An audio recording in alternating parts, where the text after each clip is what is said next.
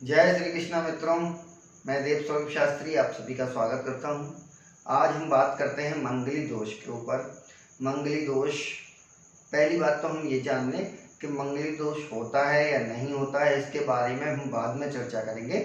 लेकिन जो लोग मंगली दोष बताते हैं तो किस प्रकार से बताते हैं उसके बारे में हम पहले चर्चा करते हैं।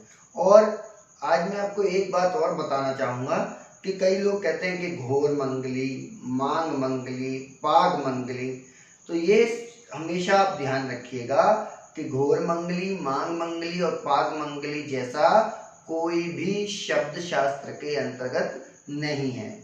और मंगली दोष के बारे में भी अगर हम और डिटेल पढ़ते चले जाते हैं तो एक देखा गया है कि अगर हम सारे योगों को अप्लाई करेंगे तो मंगली दोष अपने आप ही कैंसिल हो जाता है। तो हम ये देखते हैं कि मंगली दोष किस प्रकार से बनता है कुंडली में। तो पहले हम ये देख लें कि कुंडली हमारी 12 भावों की होती है।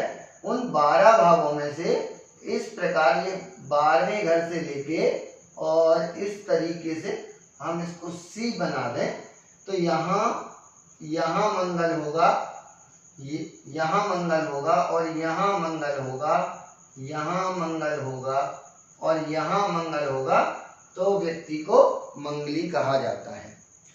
लेकिन मंगली के कई प्रकार होते हैं और मंगली दोष के कई परिहार होते हैं। लग्ने व्यय च पाताले जामित्रे चाष्टमे कुजे।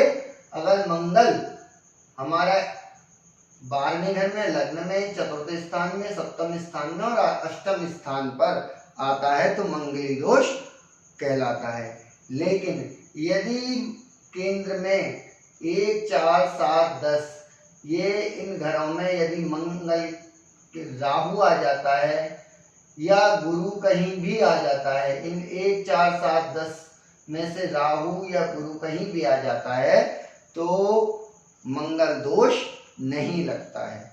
और मंगल के अस्त होने पर मंगल दोष नहीं लगता है।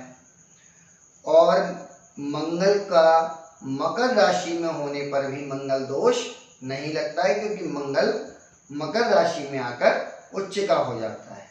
और जो ग्रह जहां उच्च का होता है वहीं से 7वीं राशि में नीच का हो जाता है तो मंगली दोष समाप्त हो जाता है। यानी कर्क राशि में आकर भी मंगल दोष समाप्त हो जाता है।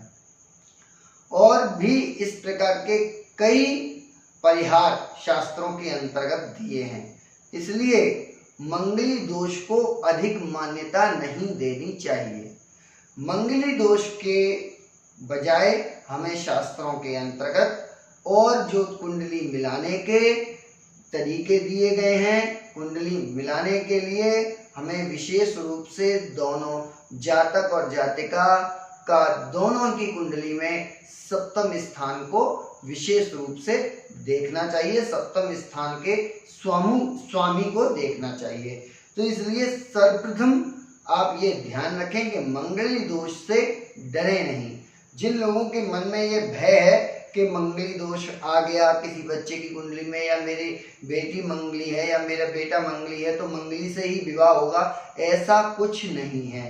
पहले आप दोनों की कुंडली मिलाएं, उसके पश्चात ही ऐसा कोई निर्णय लें, क्योंकि मांगलिक और नॉन मांगलिक की शादी भी हो सकती है यदि कुंडली में 7वां घर अगर सही सलामत है, 7वां घर स्ट्रॉन्ग है तो दोनों के दाम्पत्य जीवन में कोई भी समस्या नहीं आती। मंगली दोष होने पर भी कोई समस्या नहीं आती। मांगलिक और नॉन मांगलिक की कई बार शादियां हुई हैं अभी तक और उनके जीवन में कभी कोई समस्या नहीं आई। और एक बात मैं बता दूं कि यदि व्यक्ति की मंगली होने पर और नॉन मांगलिक होने पर कभी कोई समस्या आई भी है तो वो मंगली की वजह से नहीं आई, क्योंकि उनकी कुंडली में सप्तम स्थान से रिलेटेड कोई और प्रॉब्लम थी या लग्न से रिलेटेड कोई प्रॉब्लम थे, इसलिए प्रॉब्लम्स आती हैं। तो कृपया करके मंगली दोष की भ्रांति को धीरे धीरे हमें समाप्त कर देना चाहिए, क्योंकि मंगली दोष जिस समय पर काम करता था वह समय आज परिवर्तित हो चुका है। मंगली दोष जिस समय हम देखते थे उस समय बाल विवाह हो जाया करते थे, तो इसलिए मंगली दोष को इस समय पर देखने की कोई भी आवश्यकता नहीं होती है।